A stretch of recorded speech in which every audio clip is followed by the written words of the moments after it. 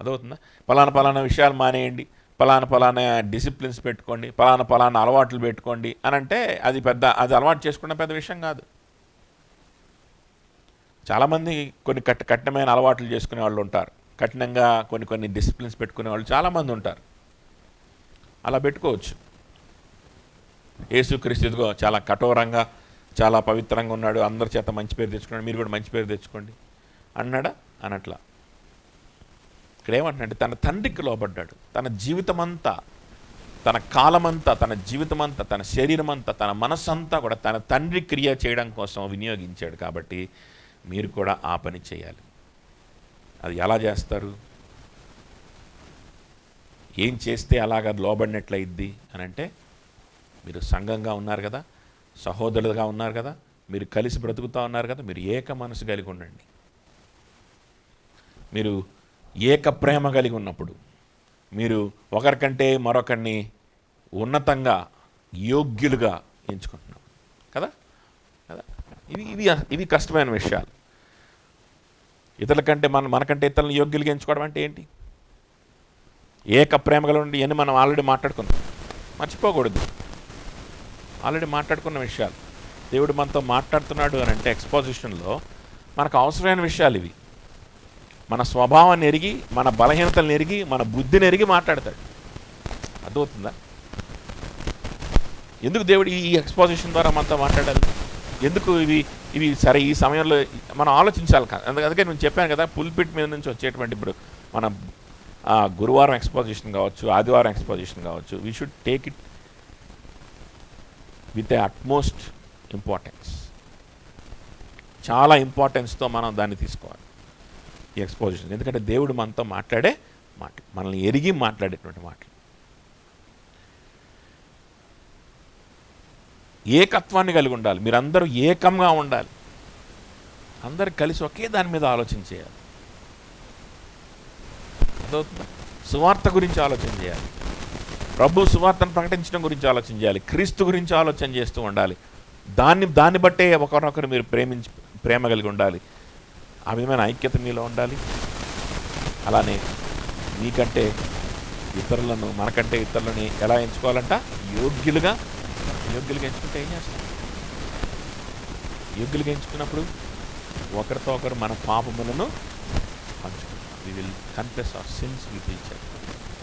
ఇతరులు మనకు కొన్ని విషయాలు చెప్తా ఉన్నప్పుడు దాన్ని మనం ఏం చేస్తాం? అంగీకరిస్తాం. యోగ్యులుగా ఎంచుకోవాలి. ఆ వ్యక్తి యొక్క సలహాలు తీసుకునే స్థితిలో నేను లేను, లేకపోతే నాకు సలహాలు చెప్పే స్థితిలో ఆ వ్యక్తి లేడు అని అనుకోవడం కాదు.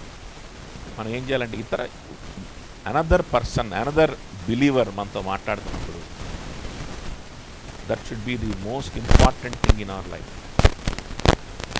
That is fellowship. ఈ ఫెలోషిప్ని యాక్సెప్ట్ చేయలేని వాడు దేవుని కృపని అక్కర్లేదు అనుకునేవాడు. అదవుతుందా? దేవుని దగ్గర తగ్గించుకునే స్వభావం లేనటువంటి వాడు, అహంకారులను దేవుడు ఏం చేస్తాడు?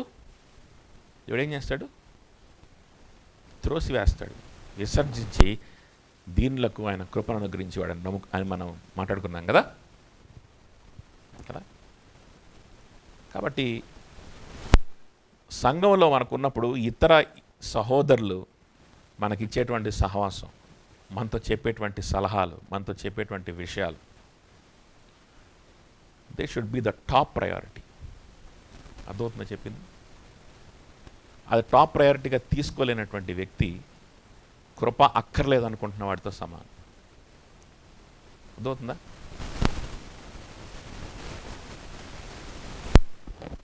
సో మనకంటే ఇతరులను ఎలా ఎంచుకోవాలి? యోగ్యులుగా ఎంచుకోవాలి. మన బుద్ధి బాగలేదు కాబట్టి ఇవి కష్టం. అర్థమవుతుందా? మిగిలిన వాటికంటే ఇది కష్టంగా అనిపిస్తుంది. కానీ క్రీస్తుని చూస్తే మన బుద్ధి బాగుపడాలి. క్రీస్తుని చూసైనా మన బుద్ధి ఏమవ్వాలంటే బాగుపడాలి. తండ్రి కోసం తాను తగ్గించుకున్న విధానాన్ని చూసినప్పుడు మన బుద్ధి ఏమవ్వాలి? బాగుపడాలి.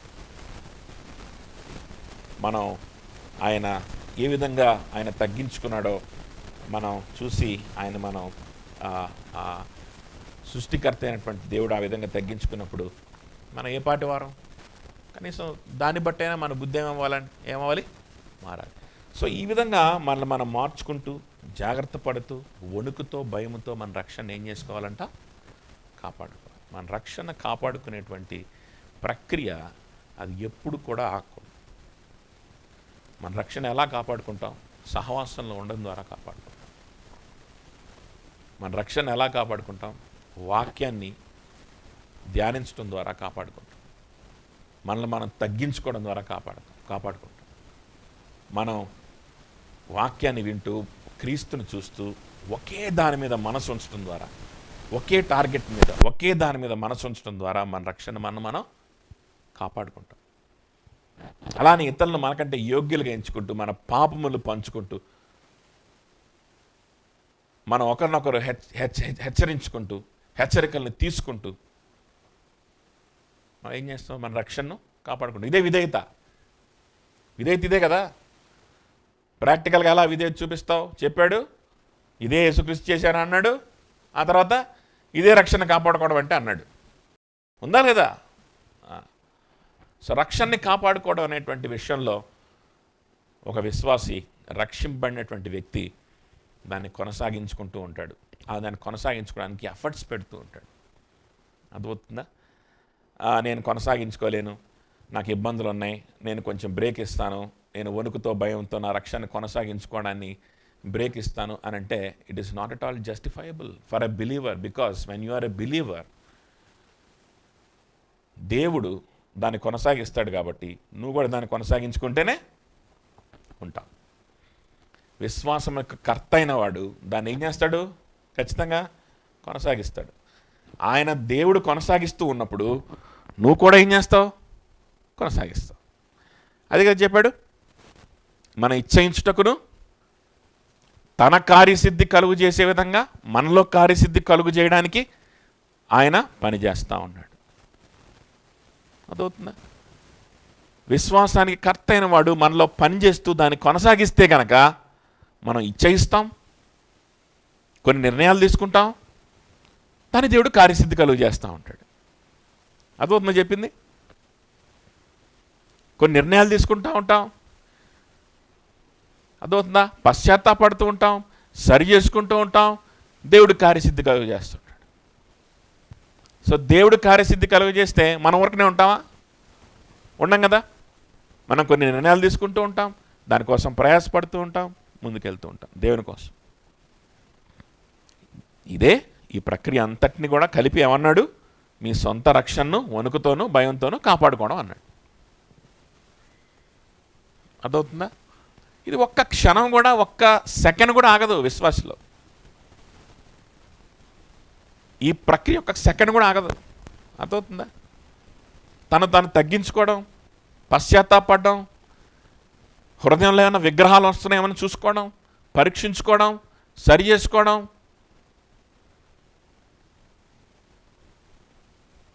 ఇలా సరి చేసుకోవడానికి వీలుగా ఉండేటువంటి బోధలో ఉంటాడు. ఇలా సరి చేసుకోవడానికి వీలుగా హెచ్చరించేటువంటి సహవాసంలో ఉంటాడు. ఆ హెచ్చరికలను తీసుకుంటాడు, నిర్ణయాలు తీసుకుంటూ ఉంటాడు. ఒక పక్కేమో దేవుడు ఏం చేస్తుంటాడు? కార్యసిద్ధి కలుగు చేస్తుంటాడు. వీడు తీసుకున్న నిర్ణయాలు దానికి అనుగుణంగా నడవడం వీడికి శక్తి లేదు కాబట్టి దాని కార్యసిద్ధి ఎవరు కలుగు చేయాలి? దేవుడు కలుగు చేయాలి. దేవుడు కలుగు చేస్తుంటాడు. బయటికి ఏం ఎలా కనిపిస్తుంటుంది అంటే వీడే నిర్ణయం తీసుకున్నట్టు, వీడే ఆ నిర్ణయం ప్రకారం ఉన్నట్లు, వీడే తగ్గించుకున్నట్టు కనిపిస్తూ ఉంటుంది. కానీ యాక్చువల్గా అన్నీ చేస్తుంది ఎవరు? దేవుడు. కాబట్టి దేవుడు ఆగడు. దేవుడు ఆగడు అని అంటే విశ్వాసం ఆగుతాడా? ఆగడు. బ్రేక్ ఉంటుందా విశ్వాసకి? బ్రేక్ ఉండదు. బ్రేక్ ఉండదు. దేనికి బ్రేక్ ఉండదు? ఈ ప్రక్రియకి బ్రేక్ ఉండదు. సంఘంతో కలిసి ఏక మనసు కలిగి ఉండడంలో బ్రేక్ ఉండదు. ఒకే దాని మీద మనసు ఉంచుకోవడంలో బ్రేక్ ఉండదు. యోగ్యులుగా, ఇతరులను యోగ్యులుగా ఎంచుకొని ముందుకెళ్ళే విషయంలో కూడా ఈ బ్రేక్ అనేది ఉండదు. చూడండి, ఆ విధంగా మీరు ఎల్లప్పుడూ విధేయులై ఉండాలి. నేనున్నప్పుడు మాత్రమే కాక నేను లేనప్పుడు కూడా మీరు ఒకరినొకరు విధేయులై ఉండాలి అని పౌలు చెప్పాడనే విషయం కూడా మనం మాట్లాడుకున్నాం కదా. గుర్తుందా? అసలు గుర్తుందా? ఎందుకని ఆ మాట అన్నాడు? పౌలు కోసం మాత్రమే కాదు, పౌలు లేనటువంటి సమయంలో కూడా పౌలుకు మాత్రమే కాదు, ఒకరితో ఒకరు కూడా మీరు ఏమై ఉండాలి?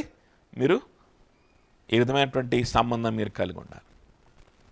పౌలే వచ్చి చెప్తే ఏ విధంగా ఎలా సీరియస్నెస్తో తీసుకుంటావో, నీ పక్కనున్న సహోదరుడు చెప్పినప్పుడు కూడా అదే సీరియస్నెస్తో నువ్వు తీసుకొని నువ్వు పరీక్షించుకొని, నీ హృదయంలో ఏదైనా విగ్రహాలు ఉన్నాయో పరీక్షించుకొని దాన్ని నువ్వు దేవుని సన్నిధిలో పెట్టి ఏక మనసు కలిగి ఉండి, ఒకే దాని మీద నేను మనసు ఉంచుతున్నానా, నా మనసు ఏమైనా డీవియేట్ అయిపోతుందా, నా పరిస్థితి ఎలా ఉంది అనేటువంటిది ఆలోచించుకొని సరి చేసుకొని కొన్ని నిర్ణయాలు తీసుకునేటువంటి వ్యక్తులుగా మనం ఉన్నాం. వాళ్ళు ఆ విధంగా ఉండాలని చెప్తున్నాడు. అదవుతుందా? నేను ఉన్నప్పుడు మాత్రమే కాక నేను వెళ్ళిపోయినప్పుడు కూడా మీరు ఎలా ఉండాలంట? మీరు ఆ విధంగా మానక మీరు మీ వణుకుతోనూ భయంతోనూ మీ రక్షణను కొనసాగించుకోవాలి అని చెప్తున్నాడు. దానికి కారణం ఏంటి అని అంటే, ఎందుకనగా మీరు చేయించుటకును కార్యసిద్ధి కలుగు చేయటకును తన దయాసంకల్పము నెరవేరుటకై మీలో కార్యసిద్ధి కలుగు చేయవాడు దేవుడే. ఆయన బ్యాక్గ్రౌండ్లో నిజంగానే కనుక ఉంటే, నీతో పని చేస్తూ ఉంటే ఖచ్చితంగా నువ్వు ఎలా ఉంటావు? నువ్వు ఇలా ఒళ్ళు దగ్గర పెట్టుకొని ఉంటావు. అర్థమవుతుందా? ఈ విషయంలో ఎలాంటి బ్రేక్ ఉండదు. ఈ విషయంలో ఎటువంటి ఇదనేది ఉండదు అనమాట. సో 14-15 కలిసి ఉన్నాయి చూడండి. మీరు మూర్ఖమైన వక్ర జనము మధ్య నిరపరాధులను నిష్కలంకులను అనిందులనై అయిన దేవుని కుమారులగునట్లు సనుగులను సంశయములను మాని సమస్త కార్యములను చేయుడి. కదా, సనుగులను సంశయములను మాని సమస్త కార్యములను చేయుడి. ఇది గ్రీక్లో కనుక మనం చూస్తే కొన్ని కమెంటేటర్స్ కూడా కొన్ని కమెంటరీస్లో దీన్ని మెన్షన్ చేస్తారనమాట. అదేంటంటే గ్రీక్లో సమస్త కార్యములను అనే దాంతో స్టార్ట్ అవుతుందంట ఆ సెంటెన్స్, ఆ వర్స్. సమస్త కార్యములను, ఆ తర్వాత వచ్చేది ఏంటంటే సనుగులు లేకుండా సంశయములు లేకుండా సమస్త కార్యములను చేయండి. సనుగులు లేకుండా సంశయములు లేకుండా సమస్త కార్యములను చేయండి. అలా చేస్తూ మీరు ఎలా ఉండాలి అని అంటే నిరపరాధులుగా నిష్కలంకులుగా అనిందులుగా ఉండాలి. ఎవరి మధ్యలో? మూర్ఖమైన వక్రజనము మధ్యలో. ఇది ఆర్డర్. సో మన సెంటెన్స్ డయాగ్రామింగ్ చేసుకోవాలి కదా. మనం ఒక సెంటెన్స్ని మనం దాని భావాన్ని అర్థం చేసుకోవాలంటే సెంటెన్స్ డయాగ్రామింగ్ అంటారనమాట. సో అందులో దేని గురించి అసలు ఫస్ట్ మాట్లాడుతున్నాడు? ఇప్పుడు ఇవన్నీ చాలా అంశాలు ఉన్నాయి. నిరపరాధిగా ఉండాలి, నిష్కలంకుల్లో ఉండాలి, వక్రజనం మధ్యలో అన్నాడు. తర్వాత ఏమన్నాడు? సంశయములు మాని సమస్త కార్యములు చేయాలన్నాడు. సో ఇక్కడ అసలు దేని గురించి మాట్లాడుతున్నాడు? సంశయములు లేకుండా సనుగులు లేకుండా ఉండడం గురించి మాట్లాడుతున్నాడా, లేకపోతే అనిందులుగా ఉండడం గురించి మాట్లాడుతున్నాడా? దేని గురించి మాట్లాడుతున్నాడు మనకు అర్థం కావట్లేదు కదా. అన్నీ కలిసిపోయి ఉన్నట్లు అనిపిస్తుంది. ఇలా ఎందుకు అనిపిస్తుంది అంటే ట్రాన్స్లేషన్లో ఉన్నటువంటి పొరపాటు వల్ల. అంటే ట్రాన్స్లేషన్లో మనకు అది ఆ స్ట్రక్చర్ తెలియట్లా తెలుగు ట్రాన్స్లేషన్ వచ్చేసరికి. సో గ్రీక్లో కనుక మనం చూస్తే కరెక్ట్గా సెంటెన్స్ డయాగ్రామింగ్ చేసుకోవచ్చు మనం. అసలు దేని గురించి మాట్లాడుతున్నాడు అని అంటే అన్ని కార్యములు చేయడం గురించి మాట్లాడుతున్నాడు. ఫస్ట్ పదం అది ఉంటుంది అన్నమాట గ్రీక్లో. అన్ని కార్యములను చేయుడి, అది అసలు అదే కదా. సమస్త కార్యములను చేయుడి, అది ఫస్ట్ వర్డ్. ఏంటి సమస్త కార్యములు అంటే? మళ్ళా కాంటెక్స్టే. ఇది మనం చాలా రోజుల నుంచి మాట్లాడుకుంటున్నాం కదా అని చెప్పి అసలు విషయాన్ని మనం మర్చిపోకూడదు. అందుకనే మొత్తం మళ్ళీ రిపీట్ చేసింది ఈరోజు. రిపీట్ చేసిన దానికోసమే. ఎందుకు? సమస్త కార్యములు అంటే ఏంటో వెంటనే స్ట్రైక్ అవ్వాలి. అంటే మీరు కనుక రోజు ధ్యానిస్తూ ఉంటే మీకు స్ట్రైక్ అవుద్ది. ధ్యానించిన వాళ్ళకి స్ట్రైక్ అవ్వదు కదా. అందుకని మళ్ళీ ముందే అన్నీ రిపీట్ చేశారు. సమస్త కార్యములు అంటే ఏంటి? ఏం కార్యములు చేయమంటున్నాడు? ఏంటి ఆ సమస్త కార్యములు? ముందు నుంచి చెప్తూ వస్తున్న కార్యాలే. ఏంటా కార్యాలు? సంఘంలో వాళ్ళు ఏ విధంగా ఉండాలని చెప్తూ వచ్చాడే ఆ కార్యమే. ప్రభు కోసం ఎలా బ్రతకాలి ఆ కార్యమే. సొంత రక్షణని వణుకుతో భయంతో ఎలా కాపాడుకోవాలి ఆ కార్యమే. అర్థమవుతుందా? సో ఇవన్నీ కూడా మీరు జరిగించండి. కానీ ఎలా జరిగించాలి? నెంబర్ 1, నేను ఉన్నా లేకపోయినా జరిగించాలి. నెంబర్ 1 ముందు చెప్పినటువంటిది. నెంబర్ 2, మనస్ఫూర్తిగా జరిగించాలి, ప్రభు కోసం జరిగించాలి, ప్రభు మీద ప్రేమతో జరిగించాలి. అర్థమవుతుందా? ప్రభు నన్ను ప్రేమించి నా కోసం మరణించాడు, నన్ను రక్షించుకున్నాడు, నన్ను క్షమించుకున్నాడు, నాకు సంఘాన్ని ఇచ్చాడు, నాకు సహోదరుని ఇచ్చాడు. ఆ సహవాసాన్ని నేను తీసుకోకపోతే ఎలా? నాకు ప్రభు నన్ను క్షమించి, నన్ను కనికరించి నాకు ఈ సహవాసం ఇవ్వడమే గొప్ప సంగతి. తన బిడ్డలతో నన్ను చేర్చుకోవడం గొప్ప సంగతి. ఆ సహవాసాన్ని నేను ఉపయోగించుకొని నన్ను నేను సరి చేసుకోకపోతే ఎలా అని చెప్పి వీళ్ళు ఏం చేయాలి? ఏక మనసు కలిగి ఉండి ఒకరినొకరు యోగ్యులుగా ఎంచుకుంటూ తమ సొంత విషయాలు కాక ఇతర విషయాలు ఆలోచించుకుంటూ వాళ్ళు ముందుకెళ్ళాలి. అర్థమవుతుందా? ఆ విధంగా వాళ్ళు ముందుకెళ్ళాలి. దేనికోసం వెళ్ళాలి ఆ విధంగా ముందుకి? ప్రభు చూపించిన ప్రేమను బట్టి, ప్రభు పట్ల ప్రేమతోటి ఇవన్నీ చేయాలి, మనస్ఫూర్తిగా ఇవన్నీ చేయాలి. అది అసలు ఆ ప్రాక్టికల్ ఆ అంశాల్లోనే చెప్పాడు కదా. 3rd verse కనుక మనం చూస్తే, కక్ష చేతనైనను వృధాతిశయము చేతనైనను ఏమియు చేయక అన్నాడు కదా. అక్కడే చెప్పాడు, మళ్ళీ దాన్ని రిపీట్ చేస్తున్నాడు. ఇవన్నీ మీరు వణుకుతో భయంతో చేయండి. ఎలా చేయాలి? నేనున్నా లేకపోయినా చేయాలి, నేనున్నా లేకపోయినా చేయాలి. నా కోసం ఐక్యత కలిగి ఉండడం కాదు, మీ తోటి సహోదరుడు ఎవరైనా సరే నీ అంత చదువున్న వ్యక్తి కావచ్చు, నీ అంత జ్ఞానమే ఉన్న వ్యక్తి లాగా అనిపించవచ్చు, నీకంటే వయసులో తక్కువ వ్యక్తిగా కూడా అనిపించవచ్చు ఒక్కోసారి. కానీ నిజంగా యేసుక్రీస్తులో బ్రతుకుతున్నటువంటి సహోదరుడైతే ఆ వ్యక్తి చెప్పినటువంటి మాటలు మనకి ఎలా ఉండాలంటే, మనకి ప్రపంచంలో అన్ని మాటల కంటే బైబిల్ తర్వాత ఆ మాటలే మనకి ఎలా ఉండాలి? మనకి ఇంపార్టెంట్ వర్డ్స్. అర్థమవుతుందా చెప్పింది? అది సహవాసం. సో ఈ విధంగా నా కోసం చేయొద్దు అన్నాడు ఫస్ట్. నేను లేని ఈ పరిస్థితుల్లో కూడా మీరు ఏం చేయాలి? మీరు ఈ విధంగా చేయాలి. ఇదే మీ రక్షణ కొనసాగించుకోవడం అంటేనే హెచ్చరించాడు. సెకండ్, నేను తర్వాత ఏం చెప్తున్నాడంటే, ఈ ప్యాసేజ్లో వచ్చేసి ఏం చెప్తున్నాడంటే, ఇది మీరు మనస్ఫూర్తిగా చేయాలి, ఇవన్నీ కూడా చెయ్యాలి, ఇవన్నీ చెయ్యాలి, ఏది విడిచిపెట్టడానికి మళ్ళా వీలు లేదు, ఇవన్నీ చేయాలి. ఈ సహవాసంలో మీరు ఏ విధంగా ఉండాలో అన్ని విధాలుగా మీరు సహవాసంలో ఉండాలి. ఏ విధంగా ఎన్ని విధాలుగా తగ్గించుకోవాలి అన్ని విధాలుగా మీరు తగ్గించుకోవాలి. ఏ విధంగా మిమ్మల్ని మీరు పరీక్షించుకోవాలి అన్ని విధాలుగా మిమ్మల్ని పరీక్షించుకోవాలి. ఏ విధంగా ఒకరితో ఒకరు మీరు పంచుకోవాలో అన్ని విధాలుగా పంచుకోవాలి. ఏ విధంగా ఒకరికొకరు లోబడాలో, ఎఫెసీయుల రాసిన పత్రిక చూసాం కదా, ఒకరికొకరు లోబడండి. అర్థమవుతుందా? అది నేర్చుకున్న తర్వాతే భార్య భర్తకు లోబడడం, భర్త భార్యని ప్రేమించడం, ఇవన్నీ కూడా అర్థమైంది. లేకపోతే అది కూడా ఏం అర్థం కావు. జీవితం ఫ్యూచరే లేదు. అదే స్టార్టింగ్ అది కదా అని మనం మాట్లాడుకున్నాం కదా. అర్థమవుతుందా చెప్పింది? ఒకరికొకరు లోబడుడి. సో ఇవన్నీ ఎలా చేయాలంట? మనస్ఫూర్తిగా చేయాలంట, అన్నీ చేయాలి. ఆ తర్వాత నెక్స్ట్ అన్నిటినీ ఎలా చేయాలి? ఎలా చేయాలి? సనుగులను సంశయములు మానేసేసేయాలంట. అవన్నీ చేసే విషయంలో ఏం మానేయాలి? సనుగులు మానేయాలా? ఇంకా ఏం మానేయాలి? సంశయములు మానేసేయాలి. చెప్పండి, ఇంగ్లీష్లో ఏముంది? Without grumbling or disputing. Questioning, disputing, grumbling or disputing. అదవుతుందా? ఇవన్నీ కూడా ఇక మన జీవితం ఎలా ఉండాలి?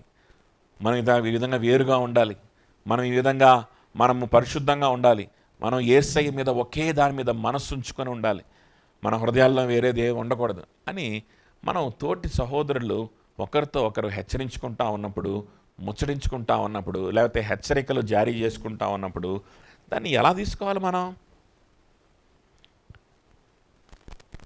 ఈ విషయంలో నేను పలానా సహోదరు ఇలా విధంగా ఉన్నారు, నేను ఈ విధంగా ఉండాలి, అని అనిపించినప్పుడు పోనీ, లేకపోతే ఎవరైనా చెప్పినప్పుడు, లేకపోతే మనమే చూసి ఇలా ఉన్నారు, నేను ఇలానే ఉండాలి, సహోదరులతో కలిసి ఉండాలి, ఏక మనసు కలిగి ఉండాలి అని అనిపించినప్పుడు వెంటనే ఏమొస్తాయంట? 2 విషయాలు రావడానికి అవకాశం ఉంది. వాటిని మనం చెయ్యొచ్చు, కానీ 2 విధాలుగా చేసేదానికి అవకాశం ఉందంట.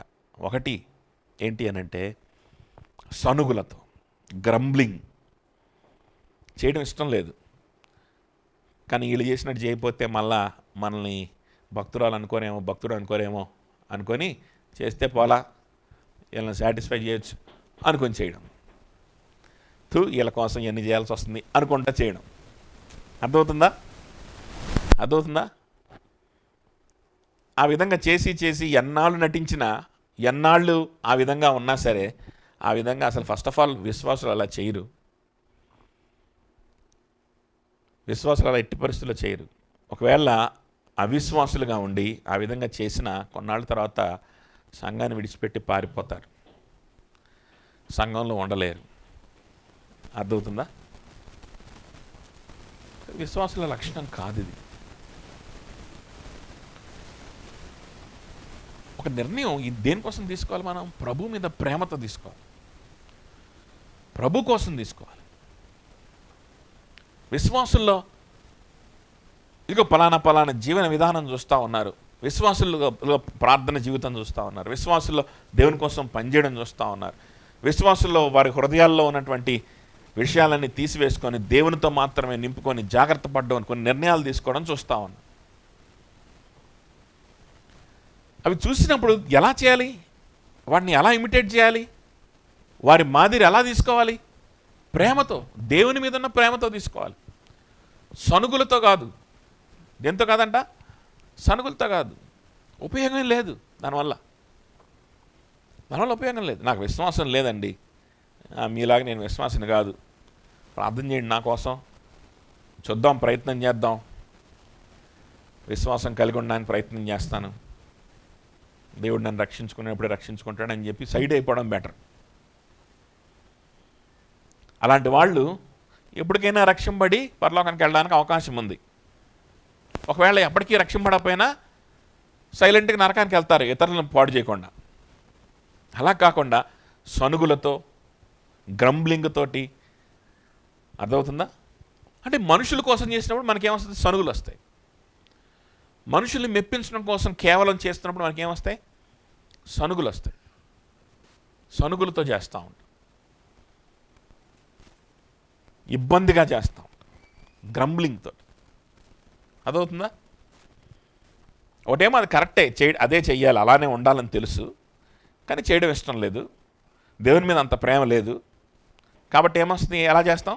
సనుగులతో చేస్తాం. రెండో పద్ధతి ఏంటంట?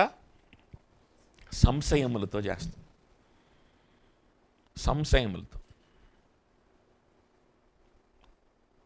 సంశయములు ఉన్నప్పుడు సనుగులు కూడా వస్తాయి. అదవుతుందా? ఒక్కోసారి ఆ పని చెయ్యాలా, ఆ పని ఎందుకు చేయాలో మనకు అర్థం కాదు.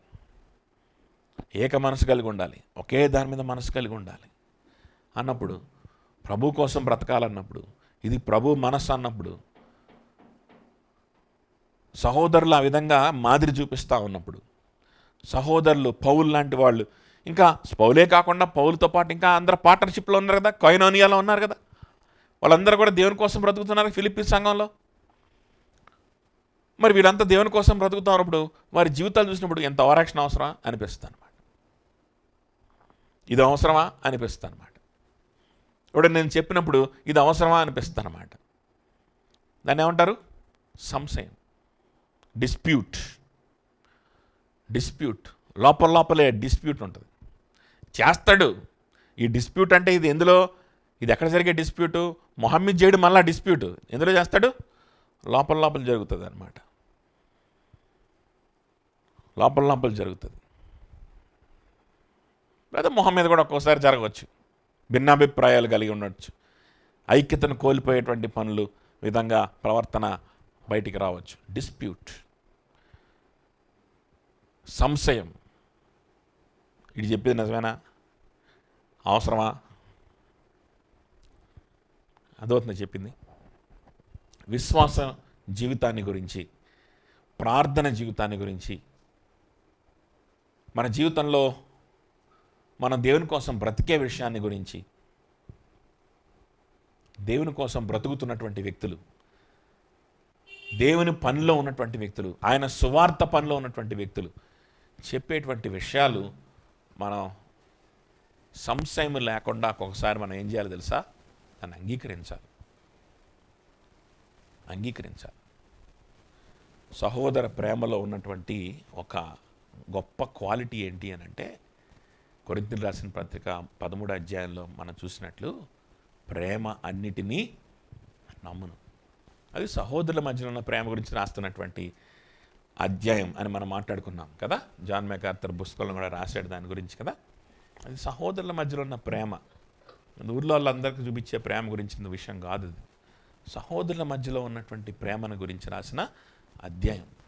ప్రేమ అన్నిటినీ ఏం చేస్తుందంట? నమ్మ. ఒక వ్యక్తి రక్షింపబడినటువంటి వ్యక్తి, ఒక వ్యక్తి తోటి సహోదరుడు. అందుకనే మనం మెంబర్షిప్ ఇచ్చేటప్పుడు ఎందుకు ఇంత చాలా కఠినంగా మనము చాలా జాగ్రత్తగా మెంబర్షిప్ ఇస్తాము అని అంటే, ఒక మెంబర్, ఒక చర్చ్ మెంబర్ అంటే నిజంగా రక్షింపబడినటువంటి వ్యక్తి. ఒక వ్యక్తి చెప్పినటువంటి సలహా కావచ్చు, ఒక వ్యక్తి ఇచ్చినటువంటి సూచనలు కావచ్చు, ఒక వ్యక్తి చూపిస్తున్న జీవన విధానం కావచ్చు, that is next to Bible. అర్థమవుతుందా? బైబిల్ తర్వాత the most important thing for you. ఆ విషయంలో మనకు కొన్నిసార్లు ఏమనకూడదు అని అంటే, సంశయం ఉండడానికి వీలు లేదు. అంగీకరించేటువంటి హృదయం ఉండాలి. ఆ జీవన విధానాన్ని అంగీకరించేటువంటి మనకి హృదయం ఉండాలి. అడు పిచ్చోడు, అడు బుద్ధి లేనివాడు, అందుకే అట్టుంటున్నాడు, నేను తెలియగలవాడిని, నేను అన్నీ బ్యాలెన్స్ చేసుకోగలుగుతా. అర్థమవుతుందా చెప్పింది? ఎదుటి వ్యక్తిలో ఉన్నటువంటి విజ్డమ్ని కాదు నువ్వు అసెస్ చేయాల్సింది, ఎదుటి వ్యక్తిలో ఉన్నటువంటి విశ్వాసాన్ని. ఎవరి కోసం బ్రతుకుతున్నాడు, ఎవరి కోసం ఆ విధంగా లైఫ్ స్టైల్ కలిగి ఉన్నాడు, ఎవరి కోసం నాకు ఈ సలహా ఇస్తున్నాడు, ఎవరి కోసం ఆ వ్యక్తి ఈ విధంగా మాట్లాడుతూ ఉన్నాడు. That is what you have to see. Wisdom కాదు, మనుషుల జ్ఞానము చేయలేనటువంటి దాన్ని దేవుని యొక్క వెరితనం చేసి చూపించిందంట కదా. మనుషుల జ్ఞానం కంటే దేవుని యొక్క వెరితనము జ్ఞానము కలిగింది. దేవుని యొక్క వెరితనమే జ్ఞానం కలిగింది. కాబట్టి ఒకరిలో మనం చూసుకోవాల్సింది ఏంటి అని అంటే, జ్ఞానంగా, ఆ జ్ఞానంతోనే చెప్తున్నాడా, వీడికంటే నాకు కొంచెం జ్ఞానం ఉన్నట్టుంది, వీడి చెప్పింది దాన్ని కొంచెం జ్ఞానం యాడ్ చేద్దాం అని కాదు. అర్థమవుతుందా? దేనికోసం ఈ వ్యక్తి ఇలా నిర్ణయం తీసుకున్నాడు, దేనికోసం ఈ వ్యక్తి ఇలా ప్రవర్తిస్తున్నాడు, ఎవరి కోసం ఈ వ్యక్తి ఇలాగా ఉంటున్నాడు, ఈ స్థలంలో ఉంటున్నాడు, ఎవరి కోసం తన జీవితంలో షెడ్యూల్స్ని ఇలా చేసుకున్నాడు అని పరీక్షించి మనం కూడా ఆ విధంగా ఒకరి ద్వారా ఒకరు ఏమవుతూ ఉండాలంటే మనం ఎంకరేజ్ అవుతూ ఉండాలి. మనం కూడా ఇతరులకి ఆ విధంగా ఒక ఎంకరేజ్మెంట్గా ఉండాలి. యాక్చువల్లీ మన జీవితాన్ని కూడా చూసి ఆ విధంగా ఎదుగుతారు ప్రభులో. మనం తీసుకున్న నిర్ణయాల్ని కూడా చూసి కొంతమంది ఎంకరేజ్ అవుతారు, కొంతమంది ప్రభులో. అదవుతుందా? ఇది విశ్వాసుల యొక్క లక్షణం. ఇదే రక్షణని కొనసాగించుకోవడం. ఈ విషయంలో బ్రేక్ వచ్చిందంటే నువ్వు రక్షణని కొనసాగించుకోవడంలో బ్రేక్ ఇస్తున్నావు అని అర్థం. నువ్వు బ్రేక్ ఇస్తున్నావు అంటే దేవుడు బ్రేక్ ఇస్తున్నాడు అర్థం. బ్రేక్ ఇస్తాడా? నీ రక్షణ కొనసాగించడంలో బ్రేక్ ఇవ్వడు. మరి నువ్వెందుకు బ్రేక్ ఇస్తున్నావు? ఎందుకంటే నువ్వు రక్షణ పడలేదు కాబట్టి.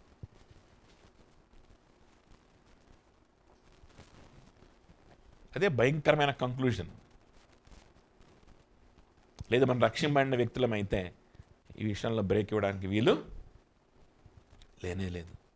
మనస్ఫూర్తిగా, సనుగులతో కాకుండా, సంశయములతో కాకుండా ఇవన్నీ మనం జరిగిస్తూ ఉండాలి. అలా జరిగిస్తూ ఉన్నప్పుడంట ఏమవుద్దంట, అలా జరిగిస్తూ ఉన్నప్పుడు మనము ఏమవుతాము? మూర్ఖమైన వక్రజనము మధ్య నిరపరాధులను, నిష్కలంకులము, అనిందులనైన దేవుని కుమారులుగా నిలబడతాం. ఇంకా 16వ వచనం చూడండి. అట్టి జనము మధ్యను మీరు జీవవాక్యమును చేత పట్టుకొని లోకమునందు జ్యోతుల వలె కనబడుచున్నారు. అట్టి వారి మధ్యలో మీరు ఎలా ఉంటారంట? అలా ఉన్నప్పుడు మనం జ్యోతుల వలె ఉంటాం. జీవవాక్యమును చేత పట్టుకున్నటువంటి జ్యోతుల వలె ఉంటాం. మన నిర్ణయాల ద్వారా, మన జీవితం ద్వారా, మన తగ్గింపు ద్వారా, మన ఏకత్వం ద్వారా మనం జ్యోతుల వలె ఇతరులకు నిజమైన సువార్త అంటే ఏంటి, నిజమైన రక్షణ ఎట్లా ఉంటుంది, నిజమైనటువంటి విశ్వాసం ఎట్లా ఉంటుందో ప్రకటించేటువంటి జ్యోతుల వలె మనం ఉంటాం. చీకట్లో ఉన్నవారు రక్షింపబడ్డాం అనుకొని భ్రమలో చీకట్లో నివసిస్తున్నటువంటి ప్రజలు చాలామంది ఉంటారు. అసలు రక్షణ అంటే ఏంటో తెలియక, చెప్పేవాళ్ళు లేక చీకట్లో బ్రతికే వాళ్ళు ఉంటారు. సంఘం అంటే ఏంటో తెలియక చీకట్లో బ్రతికే వాళ్ళు ఉంటారు. గుడ్డిగా బ్రతుకుతున్న వాళ్ళు ఎంతోమంది ఉన్నారు. అటువంటి వ్యక్తులకు మనం ఏ విధంగా ఉంటాం? మూర్ఖమైన వక్రజనం అంట. వీళ్ళందరూ ఎవరు? వీళ్ళు మూర్ఖమైన వక్రజనం. మూర్ఖుల వలె అయిపోతూ ఉంటారు. సొంత ఏదో ఆచారాల్లో పడి కొట్టుకొని పోతూ ఉంటారు. కొంతమంది స్వనీతిలో పడి కొట్టుకొని పోయే వాళ్ళు ఉంటారు. సొంత ఆచారాలు పిల్లలు కొట్టుకొని పోతూ ఉండేవాళ్ళు ఉంటారు. రక్షణ లేకుండా, దేవునితో సంబంధం లేకుండా, సంఘం లేకుండా, సరైనటువంటి సంఘం ఉన్నా కూడా నామకే వాస్తే ఏదో ఒక మృతమైనటువంటి సంఘం, ఒక గుంపు, ఏమీ లేకుండా ఉంటున్నటువంటి మూర్ఖమైన వక్రజనం మధ్యలో ఈ విధంగా కనుక మనం జీవించగలిగితే మనం ఎలా ఉంటామంట? జ్యోతుల వలె ఉంటాం. నిష్కలంకుల వలె, అనింద్యులుగా, నిష్కలంకులుగా మనం ఉంటాం. అదవుతుంది చెప్పింది. అనింద్యులుగా ఉంటాం. ఒకరితో ఒకరికి మనకు ఐక్యత లేదనుకోండి, మనందరం కలిసి ఒక దాని మీద లేమనుకోండి, యేసుక్రీస్తు మీద లేమనుకోండి, అప్పుడు ఈ మూర్ఖమైన వక్రజనము మనల్ని నిందించడానికి అవకాశం ఉంటుందంట. ఏమని నిందించడానికి అవకాశం ఉంటుంది? వీడు కూడా మనలాంటివాడేరా, ఏదో షో చేస్తున్నాడు అంటారు. ఏమంటారు వీళ్ళు? వాళ్ళు నిన్ను చూసి ఈ వ్యక్తిలో ఏదో ప్రత్యేకమైన నిజమైన విశ్వాసం ఉంది, ఓహో విశ్వాసం అంటే ఇది కామాలా, రక్షకుడుతో కలిసి ఉంటే ఇలా ఉంటుంది కామాలా, నిజమైన దేవునితో కలిసి ఉంటే ఇలా ఉంటుంది కామాలా, వాళ్ళకి అర్థం కాదు. వాళ్ళు అర్థం చేసుకోలేరు. వీళ్ళు కూడా మనలాంటి వాళ్ళే. మనలాంటి వాటి కోసమే వీళ్ళు ఏం చేస్తున్నారు? పాకులాడుతున్నారు. మనం దేని గురించి పాకులాడతాం, వాళ్ళు దాని గురించి పాకులాడుతున్నారు. మనం ఎలా ఆలోచిస్తున్నాం, వీళ్ళు అలా అని ఆలోచిస్తున్నారు. మళ్ళీ మేము చాలా ప్రత్యేకమైన వాళ్ళం, మేము యేసుప్రభుని నమ్ముకున్నాం, నువ్వు కూడా యేసుప్రభుని నమ్ముకో, నువ్వు నమ్ముకున్న దేవుడు నిజం దేవుడు కాదు. అర్థం చెప్పింది. మళ్ళీ నువ్వు వెళ్ళేది సంఘం మంచి సంఘం కాదు, మేము వెళ్ళే సంఘం మంచి సంఘం, లేకపోతే నువ్వు వెళ్ళేది మీ దేవుడు మంచోడు కాదు, మా దేవుడే మంచోడు అని చెప్తారు. అప్పుడు ఎలా ఉంటుంది? మన మీద వాళ్ళు నిందారోపణ చేయడానికి అవకాశం ఇచ్చిన వారిగా మనం ఉంటాం. మనలో ఏ ప్రత్యేకత లేదు. వాళ్ళు చేయలేని పని మనం చేసి చూపించట్లా. వాళ్ళలో ఎట్టి పరిస్థితుల్లో తలకిందులుగా తపస్సు చేసినా కూడా రానటువంటి తగ్గింపు మనం చూపిస్తున్నామా? చూపించట్లా. ఎందుకంటే వాళ్ళు రాదు. అది వాడు తలకిందులుగా తపస్సు చేసినా కూడా ఈ తగ్గింపు వాళ్ళు రాదు. ఒకరినొకరు మన వారికంటే యోగ్యులుగా ఎంచుకోవడం అనేటువంటి స్వభావం ప్రపంచంలో ఎక్కడానికంటే నువ్వు చూడలేవు, ఎక్కడా చూడలేవు. ఇలా ఏక మనసు కలిగి, ఏక ప్రేమ కలిగి, ఒకే దాని మీద మనసు పెట్టుకొని ముందుకెళ్ళేటువంటి స్వభావం ఎక్కడా చూడలేవు. అవన్నీ మనలో చూస్తే కదా వాడు ఆశ్చర్యపోయి దేవుని దగ్గరికి రావడానికి అవకాశం ఉండేది. కులమని, ప్రాంతాలని, చదువులని, అంతస్తుని ఏ భేదము లేకుండా రకరకాల భిన్నమైనటువంటి పరిస్థితుల్లో నుంచి వచ్చినటువంటి వ్యక్తులు ఒక కుటుంబంగా ఉండి తమకంటే ఇతరులను యోగ్యులుగా ఎంచుకుంటూ ఏక మనస్సు కలిగి ఉండి, ఏక ప్రేమ కలిగి ఉండి నివసించడం వాళ్ళు చూస్తే కదా యేసై వైపు వాళ్ళు ఆకర్షితులయ్యేది. అదవుతుందా? ఆదివారము ఇంకా ఏదో వాక్యాలు అవి చదువుకోవడానికి, ఆ కలాపాలు చేయడానికి సహవాసం కావాలి, మిగిలిన విషయాలు మనమే కావాలి వీళ్ళకి అనుకున్నాడు అనుకో, నువ్వు వెలుగ్గా ఏముంటావు? ఉంటావా? ఉండవు. మిగిలిన ఏ సలహా అయినా మనల్ని అడిగే తీసుకోవాలి. వీడు సేమ్ మనలాగనే, వీడికి కూడా అన్నీ కావాలి, డబ్బు, వీడు మైండ్ అంతా దాని మీదే ఉంది, మనలాగనే వీడు కూడా, పెద్ద విషయమేం లేదు. అనింద్యులుగా, నిష్కలంకులుగా మనం ఉండాలి. ఎవరి మధ్యలో? మూర్ఖులైన ఈ వక్రజనం మధ్యలో.